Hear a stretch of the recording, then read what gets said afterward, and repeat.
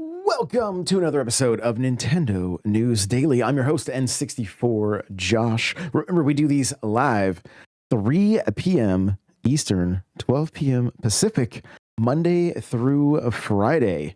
And if you can make it live, it's over on YouTube, and I'd love to see you. Of course, if you want to be part of the conversation after the fact, you can leave comments on YouTube or Spotify. And we are slowly making our way to 10,000 subscribers on YouTube. So make sure to hit that subscribe button if you are not subscribed yet. So that's gonna do it for the little bit of housekeeping there. Let's hit the intro and jump into the news.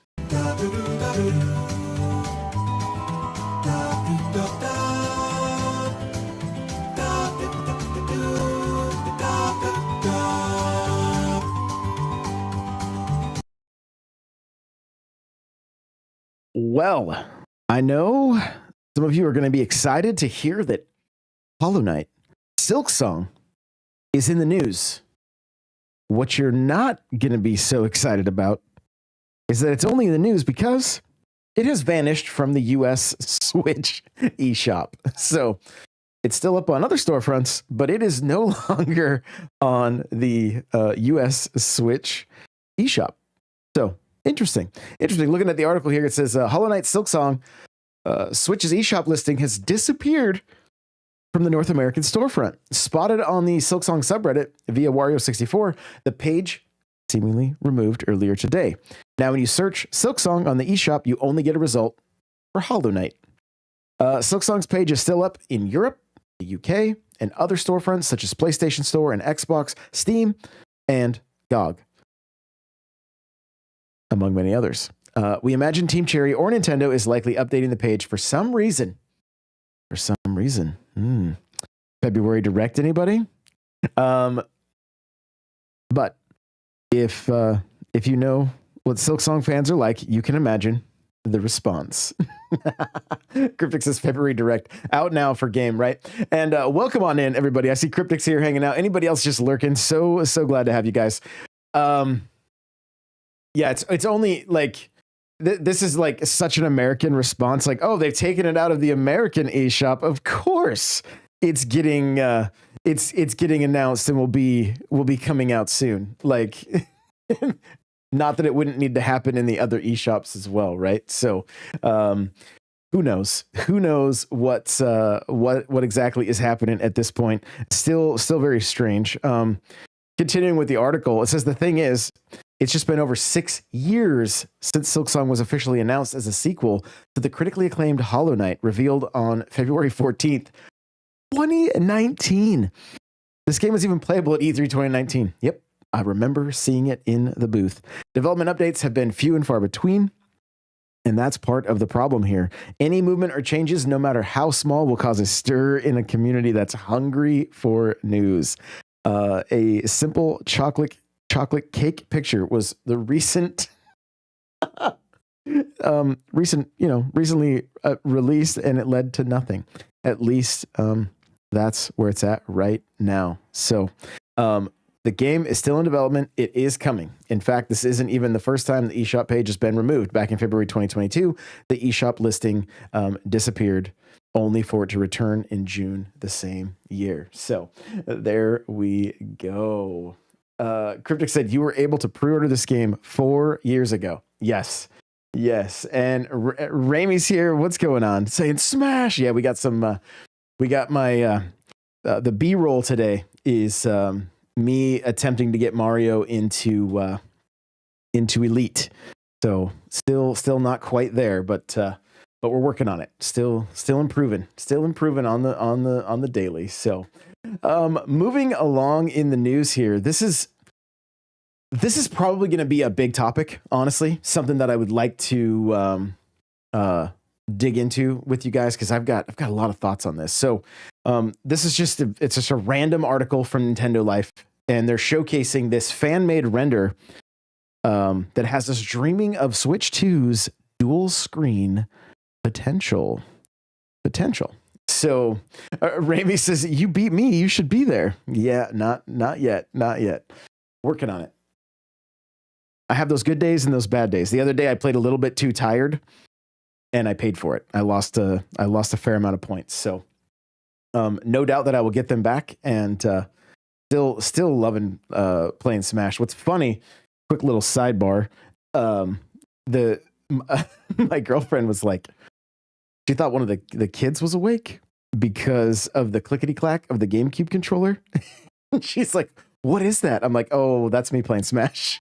So she had yet to experience the lovely sounds of the GameCube controller during Smash battles. So, but back to the article here.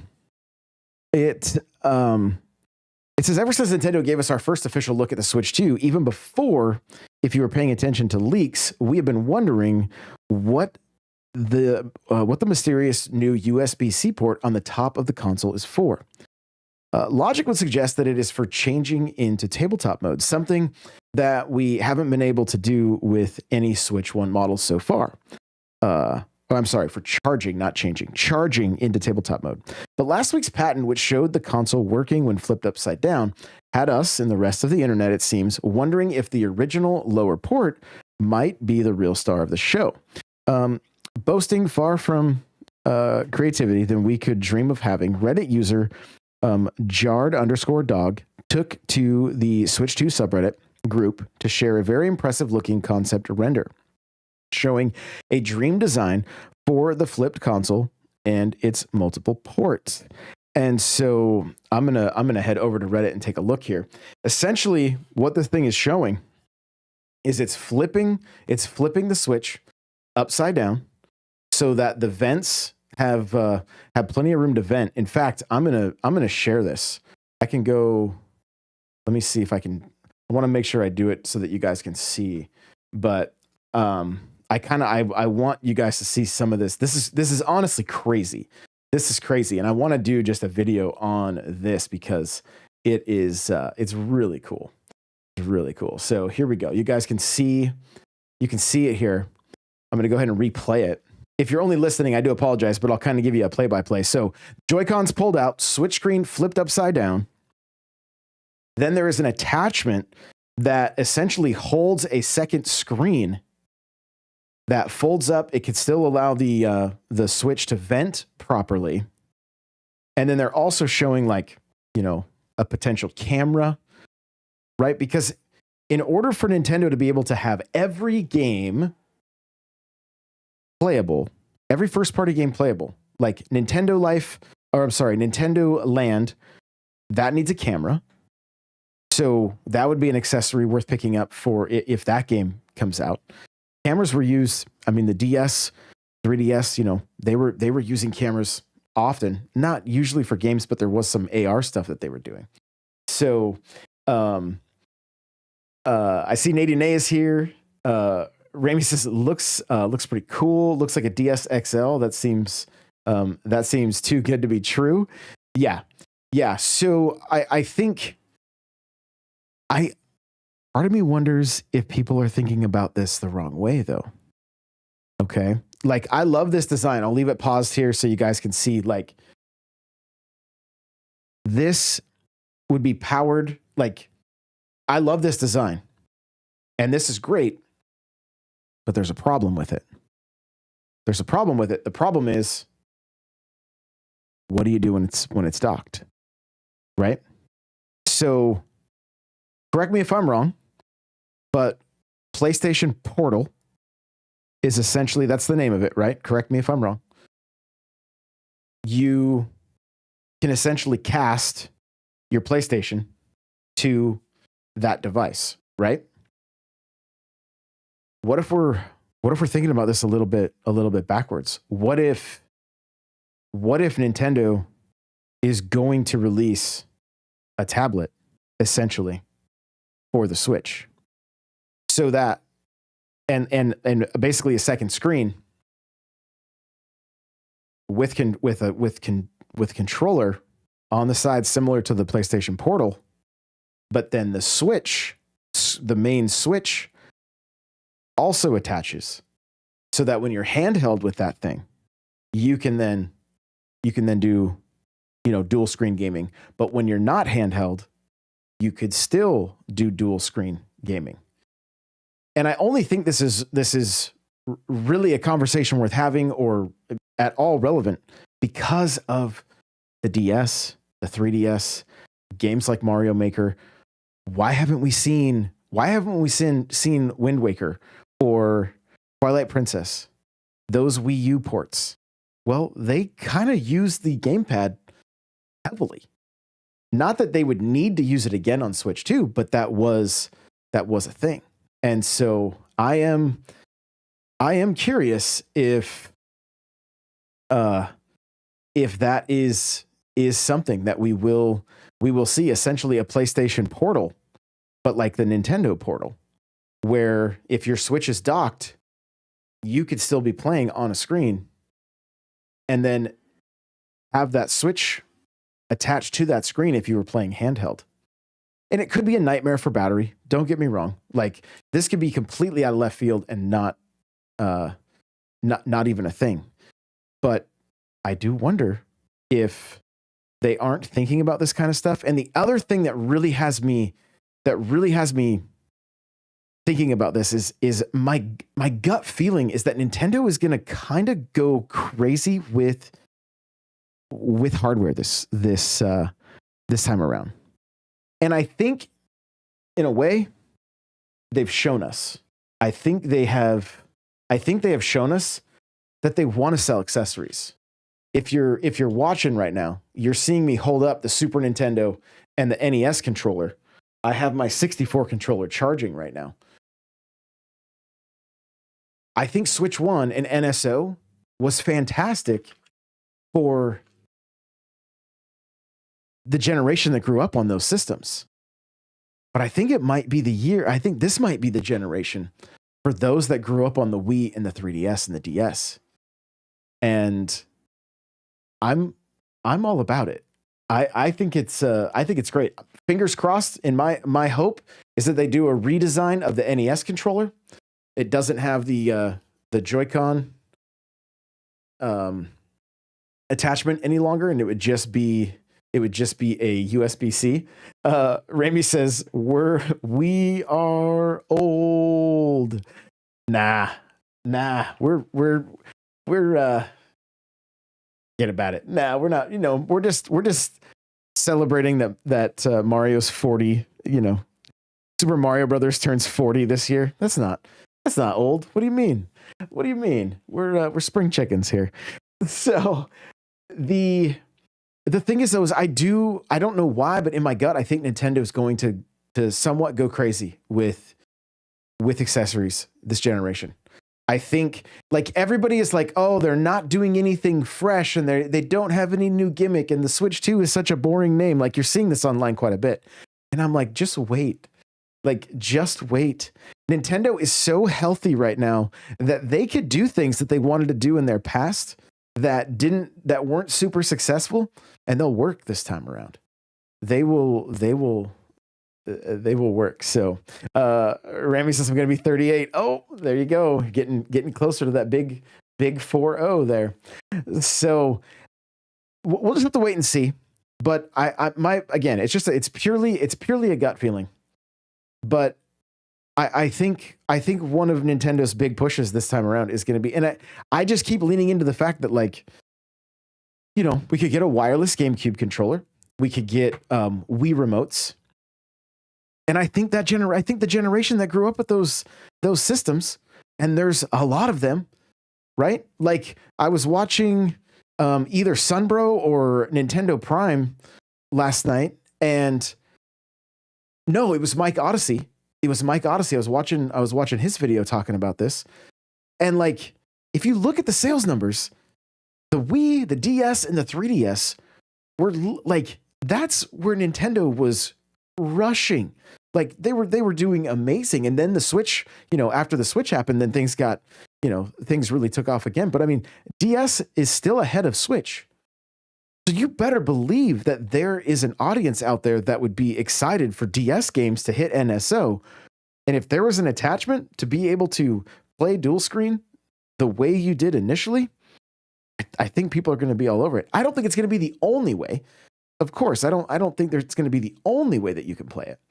but I do think it's going to be, or I mean, I potentially think it could be one of the ways that we do play. And I think it's something that will cater to the generation that really, that grew up with that and wants to experience that again. Because we all know nostalgia has a massive pull, especially when it comes to Nintendo stuff. And I don't think that's only for, the generations that grew up on Super Mario Brothers or Mario 64. Ask anybody on TikTok, what's the best Mario Kart? And a lot of times, not every time, but a lot of times they're going to say Mario Kart Wii. For the longest time, it was the top selling Mario Kart. It was a lot of kids' first Mario Kart. There's the amount of kids that have had come through the stream that tell me, "Oh, my favorite's the first one." I'm like, "Which one's that?" They're like, "The one on Wii." And I'm like, "No, it's not." But that they've never looked beyond that, and I think there'd be a big pull there. So love seeing stuff like this. Cryptic says, "Yeah." Every controller needs to be revamped for USB-C charging. I think the N64 does it right. I want wireless USB-C GameCube controller, Wiimote, nunchuck for Wii games. Yeah, the Super Nintendo is also USB-C, so they got this one right also. But the OG NES, and to me, I would love a revamp just because I don't like seeing this.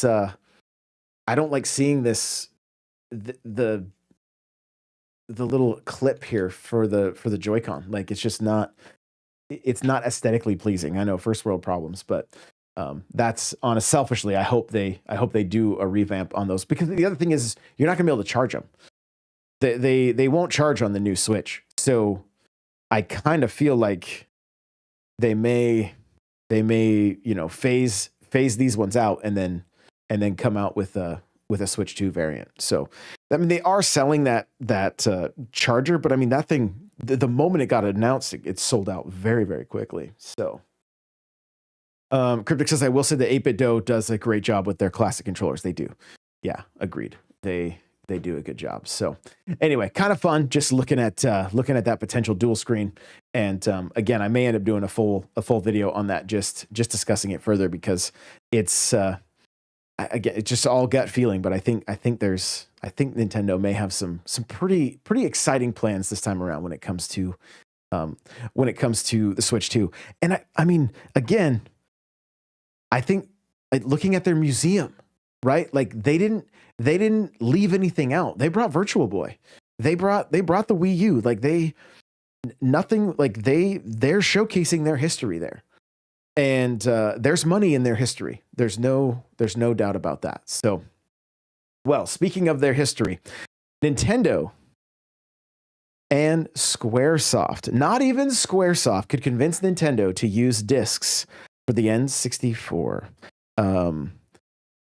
So looking at, looks like, according to a new interview from Sony veteran Shuhei Yoshida by VentureBeat, thanks to Go Nintendo, Squaresoft initially tried to convince Nintendo to adapt CD-ROMs for the N64 instead of cartridges, with Final Fantasy creator Hironobu Sakaguchi especially keen to utilize the technology. Alas, Nintendo didn't budge, and so Squaresoft moved Final Fantasy over to PS1, while Enix followed suit with Dragon Quest. Here's what Yoshida had to say. "Our goal was to get all the major games in Japan to come to PlayStation. At the time, there were two big teams working with Nintendo, Final Fantasy and Dragon Quest. For the Japanese audience, those were the most popular games. When a new one came out, you had long lines of customers waiting to buy them. It made the national news when a new Dragon Quest came out. There was a controversy over kids calling out sick from school to stay home and play games." I love this. "Of course, initially, they weren't interested. They were close to Nintendo. But Hironobu Sakaguchi, the creator of Final Fantasy, loved the potential of CDs. His dream was to create a movie-like Final Fantasy game. He was disappointed when he learned that Nintendo 64 still used cartridges. His movies couldn't fit there. Squaresoft tried to convince Nintendo to change that plan, but they wouldn't. They didn't believe in CD-ROM at all. That's why they licensed the the Super Nintendo add-on project to Sony in the first place because they believed CD-ROM was too slow to even make for a good game system. Of course, you likely know the story by now, but Nintendo and Sony came very close to partnering on the CD-ROM add-on for the SNES before Nintendo famously got cold feet at the last minute. Despite attempts to repair the subsequent rift between the two companies, Sony eventually abandoned development of the add-on to produce its own console, the PlayStation. And so it's so crazy to see that like it would have changed things. It would have changed things for like the history would be so much different if the 64 had been discs and not cartridges. It probably would have changed the lay of the land significantly, potentially, because I think Sony winning that Japanese audience with some of these games was a factor. It was a factor in how many PlayStations were sold. And when you saw some of your favorite games leaving what was your favorite console, well, you're going to go where the game is, not necessarily where the console is, right? So I totally get it. Cryptic says they didn't believe in CDs for a while until they took another gamble with the micro CDs on GameCube. Yeah. Rami says they need to bring Smash 64 to NSO. I agree. Cryptic also says crazy. They pushed Sony and Square to what they are now. And now we think of Final Fantasy as Sony first party game when it started on the NES. Yep. And even had a great partnership in Mario RPG. Yeah. No question there. No question there. And it is one of those things like you remember the PlayStation 2 era? Like if you were around for the PlayStation 2 era and like the Final Fantasy games, they were like so well loved. And you knew the only place to play those was going to be on your PlayStation. And it's what's funny is, I mean, how many times has Nintendo not gambled correctly, right? Do you remember when they thought that the internet was going to be a fad, and so they didn't include any kind of a like Ethernet port for the GameCube? And look what happened. There's some people that will say, "Oh, it's only because GameCube couldn't play DVDs. That's why it lost." I mean, I'm sure there's a factor. Like I don't doubt that. But the fact that Xbox not only put the Ethernet port, but also a hard drive in the OG Xbox, very forward thinking. Sony was a little bit behind, but they still made it was still an option for them. And so,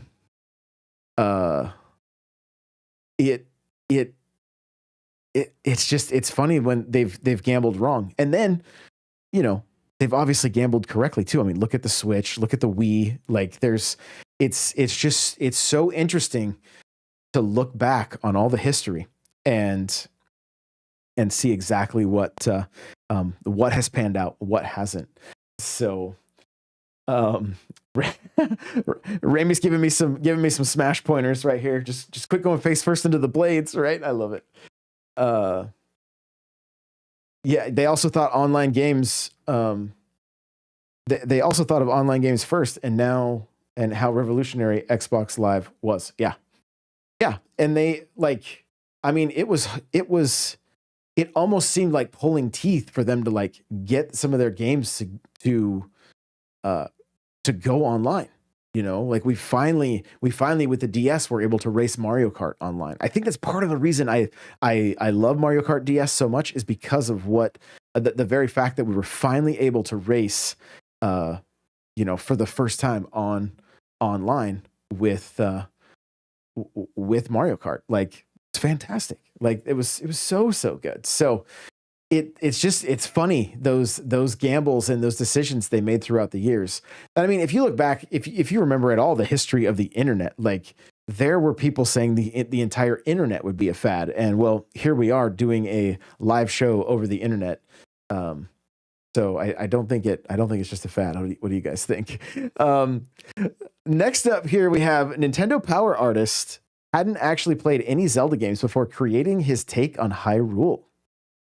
And he'd like he'd like to turn his talents to Metroid. So looking at the article here, it says the work of legendary Japanese artist Katsuya Terada can be seen all over game history. This is the man who designed the cover for the Super Famicom's Prince of Persia, Sega Saturn's Virtual Fighter Remix, who worked with Nintendo on game guides for Dragon Warrior and The Legend of Zelda, and who created the iconic Link's Awakening and Links to the Past illustrations for Nintendo Power Magazine.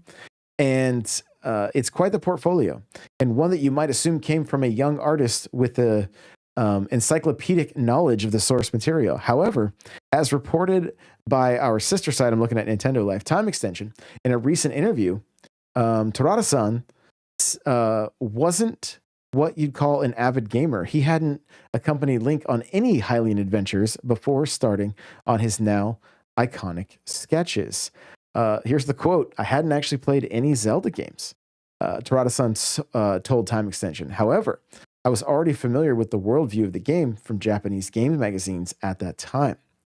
Despite not having played a Zelda game himself, the artist confessed that Nintendo was pretty relaxed about the presentations of Link and of Hyrule, which meant he could basically do whatever I saw fit with my work on Nintendo Power.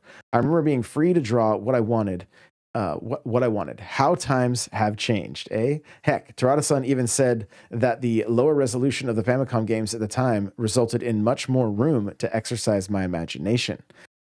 Freedom aside, the artist was aware that his job was to translate the gameplay into something a bit more realistic, so he made sure not to deviate too much from the original visuals, not going off and doing something rash like we don't know, giving Link pink hair or something.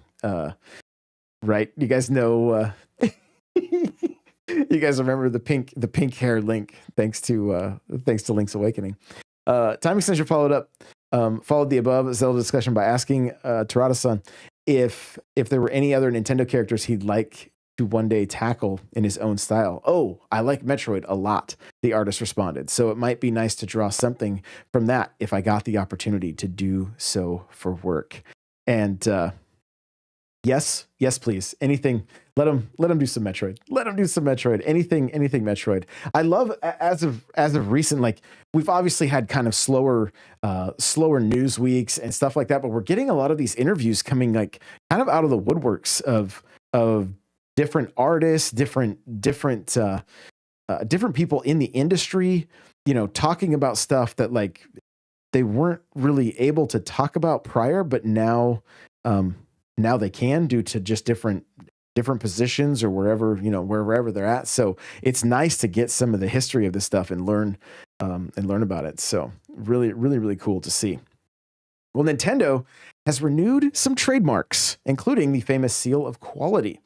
So as Nintendo gears up for the big Switch 2 Direct broadcast in April, it's still got plenty of other things as well as its day-to-day operations going on behind the scenes.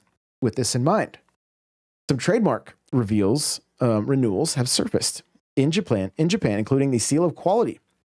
The trademark for these seals reference all sorts of video game related things, from home video game consoles to ROM cartridge storing video game program software, and more. Nintendo also appears to have renewed a trademark for the Legend of Zelda series, covering goods and services, including appliances, food, and medical related items. Interesting. If you need to get those Zelda Band-Aids, you're going to be able to. And much more, of course. Of course, trademark renewals don't always lead to anything. And for companies like Nintendo, it's often just business as usual when it comes to protecting intellectual properties. In saying this, the seal of quality renewal has already sparked some discussion online, with some fans using this as an opportunity to voice their frustrations about the state of the Switch eShop, which has been overrun by shovelware and supposed scam games in recent years. So, again, doesn't really mean that this doesn't necessarily mean anything, but you want to get those Zelda Band-Aids, there may be an opportunity for that in the near future. And the whole seal of quality thing was interesting. Even as a young kid, when I would rent certain NES and they'd have this seal of quality, and I'm like, this game is absolute garbage. Like, how did this get this seal? Does this seal mean anything? And so maybe there were times that it didn't mean as much as it probably does now. But it's one of those things. It's such a nostalgic thing for me to see the seal of quality. Like it was, going to a store with my dad or my family, and finally convincing him to buy me a game or whatever, and just seeing that seal on the cardboard. Always, at least you hoped that you were going to be getting something special, and most of the time you were, but there were those times. Gotta watch out. Definitely gotta watch out. So, this is kind of nice. This is talking Switch 2 price point, okay? And it says Nintendo will likely price the Switch 2 at $399, says analysts, above the Switch but below its competitors. So an analyst has predicted that Nintendo will likely price the upcoming Switch 2 at $399. Joost van Duranen, I think is how you say it, author of One Up, Creativity, Competition, and a Global Business of Video Games, and co-founder of the Nielsen-owned games market research firm Superdata Research, has presented his reasonings for his prediction in his latest Super Juiced Playlist newsletter. In it, he states that a $399 price point would comfortably straddle the line between affordable and premium, positioning it below its direct competitors but above the current Switch. And so from the newsletter here, it says, based on current market dynamics and platform positioning strategy, Nintendo is likely to price the Switch 2 at $399. It represents a critical psychological threshold that balances premium hardware aspirations against mainstream market accessibility.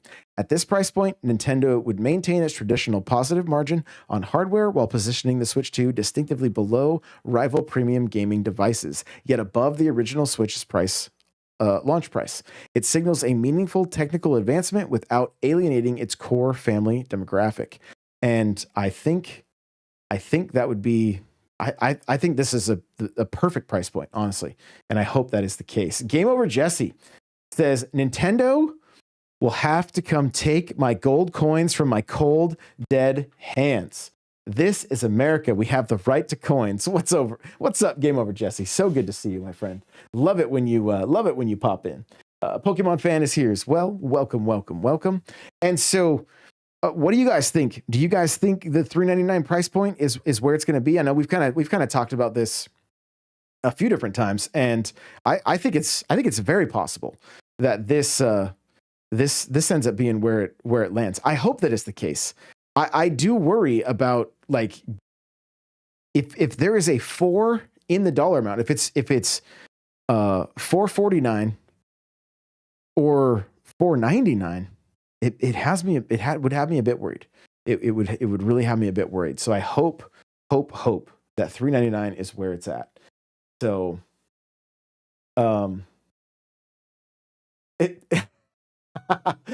Rami says it's in April, so obviously it's going to be $419.99. There you go. Yes, yeah. Pokemon fan says 400 max, and still no news for a direct for Switch 1. Getting less hope. Uh oh. Hold the line. Hold the line. We got this. Again, if it's not a huge direct, it could be a tweet the day before. So if it's a direct mini with just a handful of Switch 1 games to kind of keep us filled in until June, I think it's still very real possibility.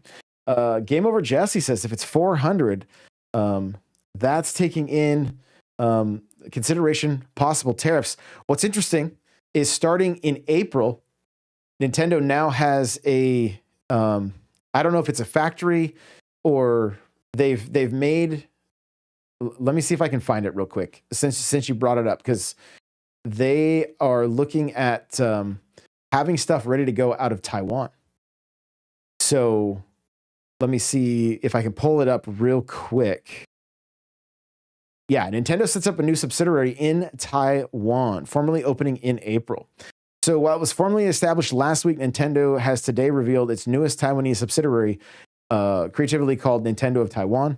The branch was formed in the 10th of February and is set to take over Nintendo operations in that region from the 1st of April.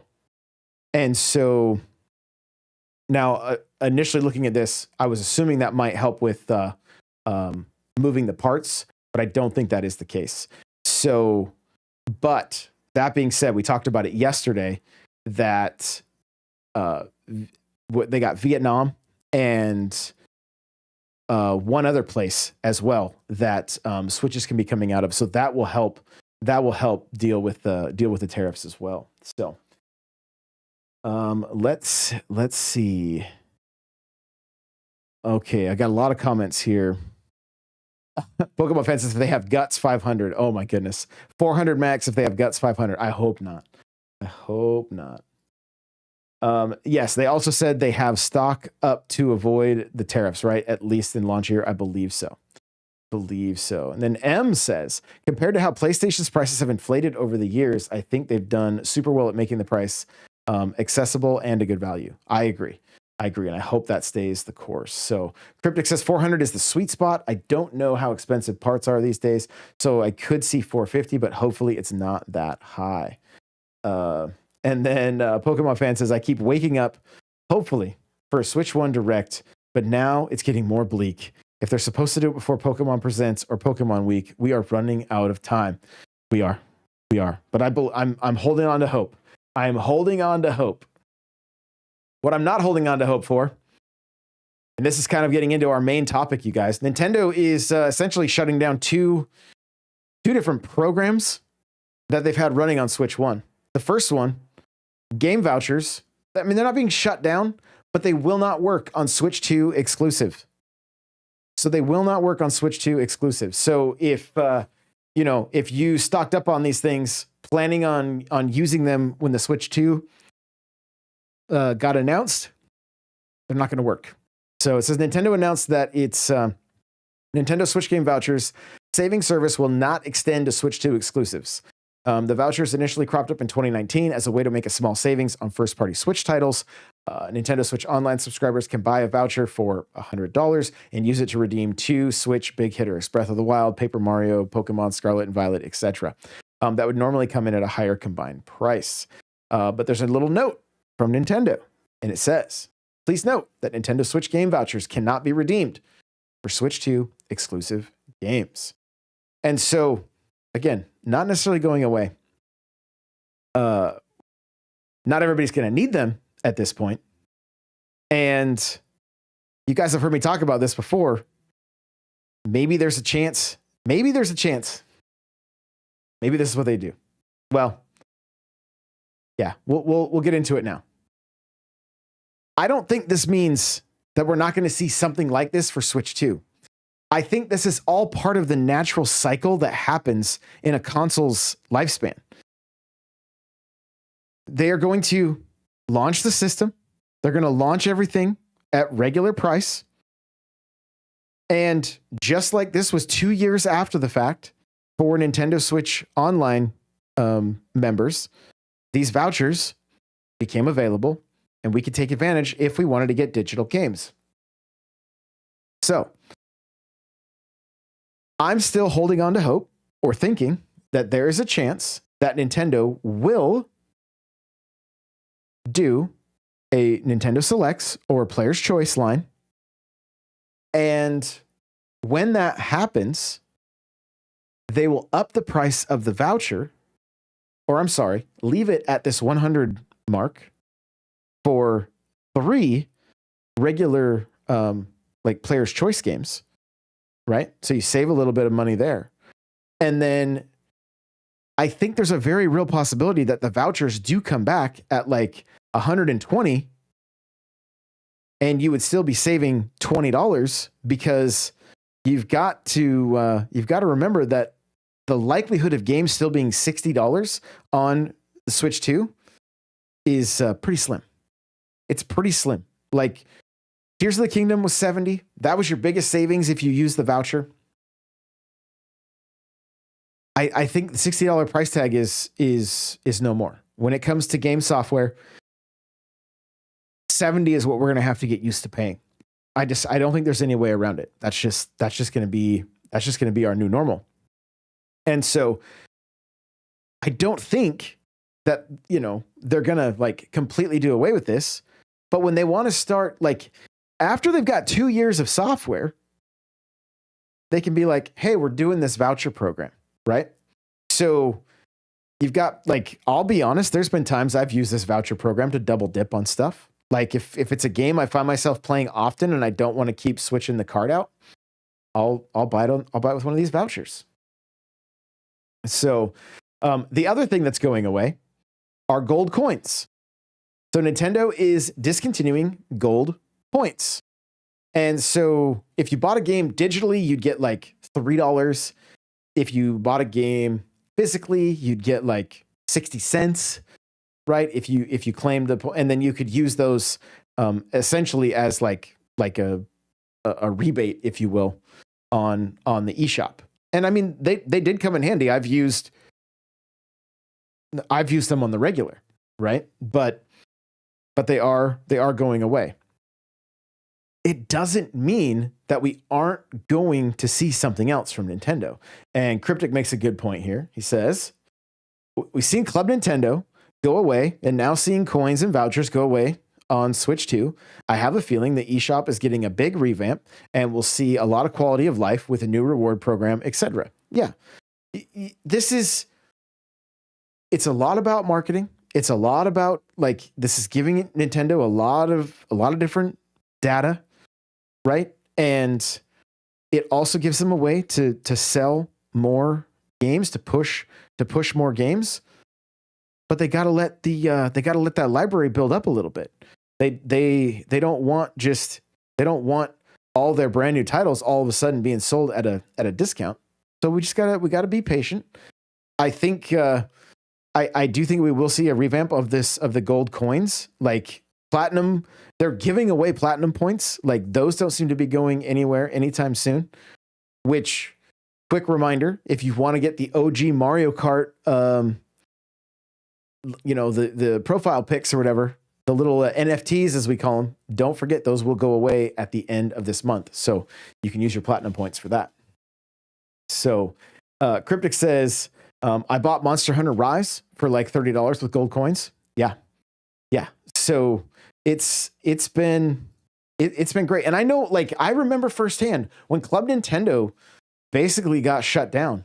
That was a tough pill to swallow. Like I remember one time I went out and bought seven copies of Mario Kart 7 because everybody in the house wanted one. And so I scanned every single one of those things, and I ended up getting like Pokemon games for free. I got Donkey Kong Country Returns for free, like, as well as some smaller titles as well. Like Club Nintendo was great, and you had some killer physical items as well. Like there was some killer physical items, and we're still seeing physical items, but you don't use gold coins for that. Gold coins were only used for your software purchases. So they may end up incorporating, keeping things going with just platinum. Maybe they give platinum a little more value. I'm not sure what the play is going to be, but they are doing away with this program. With the voucher program won't work on Switch 2. It doesn't mean there's not going to be something else. And I'm excited for what it could be. Like, I don't have any, I really don't have any worry that it's going to be something great. And Nintendo's looking at margins. They're looking at what people are using these. How did this pan out for them? Did they see an uptick in digital purchases by giving away the extra, giving that $3 away essentially if you purchase digitally? We'll probably never know, but we can know that they got that info, and they're, whatever they're moving forward with is going to be based upon that. You can only assume. So let's see here. Pokemon Fan says, I feel like another point for Switch 1 Direct, which is why I think they should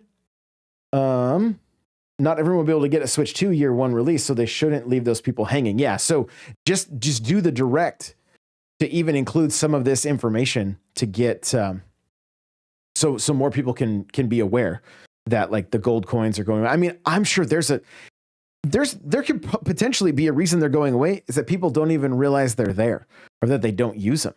They may be trying to come up with something that like, do you guys claim every one of your physical games? Do you remember to do it? I can say I haven't, right? And they do expire after a year. So it's one of those things. They may see it not really panning out the way they had hoped. And if that's the case, they're probably hitting the reset on it and coming up with something that they're hoping will work better and could potentially even add more value. Cryptic says April is going to be big. There's so much info that can drop on us. Yeah, it's going to be crazy. It's honestly going to be wild. I'm not even sure how we're going to take it all in. Yeah, Pokemon fan says because not everybody can afford Switch 2 right away. Absolutely, no doubt there. So, maybe says I haven't even opened my games. Yeah, that's there's also that. There's plenty of people that have just collected stuff and not even opened it. So, and Cryptic said, yeah, I never knew I had them. So it could be a issue of just not that many people using it and needing to revamp it to get something better in place. You know, when it came to 3DS, DS, I think Wii, and possibly even Wii U, you had to scan a QR code in order to claim your points, right? So they were putting it in the physical, like basically in your case, but we didn't see anything like that this time around. The amount of people that probably didn't know you had to hit your plus button, go into the rewards section, claim it, like make sure you're signed into the right account. Like, yeah, it became second nature to a lot of us, but we're used to this kind of stuff. The average person out there is probably just like, what even is this?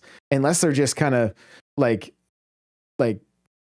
just kind of noodling around on the menu after hitting the plus button on a game and being like, oh, what's this rewards program? How many times do we even go in and look at those games? It's not all that often. So Cryptic says I didn't even know I had them until like 2 years into the Switch's life. Yeah, and I was doing it on the regular, and then there were times that I would forget I had them and they would expire. So I'm sure they're just revamping with something better. I have no doubt about it. But well, what a fun show, you guys. Thank you so much for hanging out today. I'd greatly appreciate all of you. We're going to be doing this again tomorrow at the same time, 3 p.m. Eastern, 12 p.m. Pacific. I cannot wait. Thank you guys so much for everything, and we will see you in the next one. Bye, everybody.